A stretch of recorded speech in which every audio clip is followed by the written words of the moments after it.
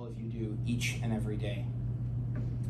I hope everybody truly realizes, and I know everybody in this room does, but there's no investments to the scale of what we've seen with Volkswagen, Stellantis, securing thousands of jobs without you. And why? Because the clean energy advantage that we have in Ontario is a global advantage. It's a global advantage to securing players like Volkswagen and Stellantis and choosing Ontario to grow their operations. They're doing it because of exactly what you just saw in that video. So thank you, especially to the workers who are part of this clean future.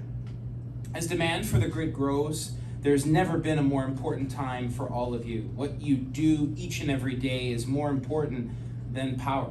It's about energy security. In a growing, unstable world, it's so important that we have energy security. It's reliable base power 365 days of the year. And in Ontario, I'm proud that right here in Port Hope, as Tim said earlier, a lot of lights around the world turn on thanks to the great folks here in Port Hope and Cobourg. It's also about a cleaner environment. This sector avoids over 50 million tons of carbon each year and plays such an important role in our efforts to decarbonize, to build a cleaner future. And I'm heartened to know that it's workers in the community that I walk my dog in each and every day that are a critical part of that clean future, securing Ontario as a place in which to attract clean green investments, ensuring we have clean, reliable base power, and ensuring Ontario is a leader when it comes to being a responsible steward of the environment and a reliable partner in the fight against climate change. As you know, Ontario's committed to reducing our greenhouse gas emissions by 30% by 2030. It's not a small task, but I know with partners like you, we're going to get there. And I'm pleased to say we're leading Canada when it comes to greenhouse gas emissions, and we're on track to hit our target. And Ontario's been a leader when compared to other provinces, due in large part because of the GHG reductions associated with electricity generation, a reduction of 90% since 2005. It's just stability and certainty here in the Port Hope, Cobourg area. Our people back there, I just want to say thanks to those folks back there. Those are the real heroes of this day, and without them, there ain't no future.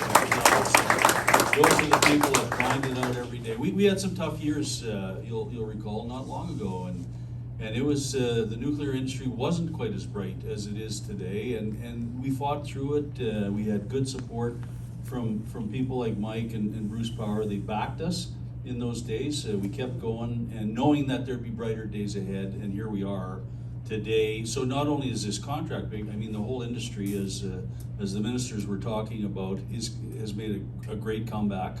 We're seeing nuclear power back taking its rightful place, in my view, on the in the mix of electricity, clean electricity around the world. So Ontario, big benefactor of this, our employees, the people of Ontario, keeping the lights on. But don't forget Saskatchewan, where we mine the uranium that kind of starts this whole thing.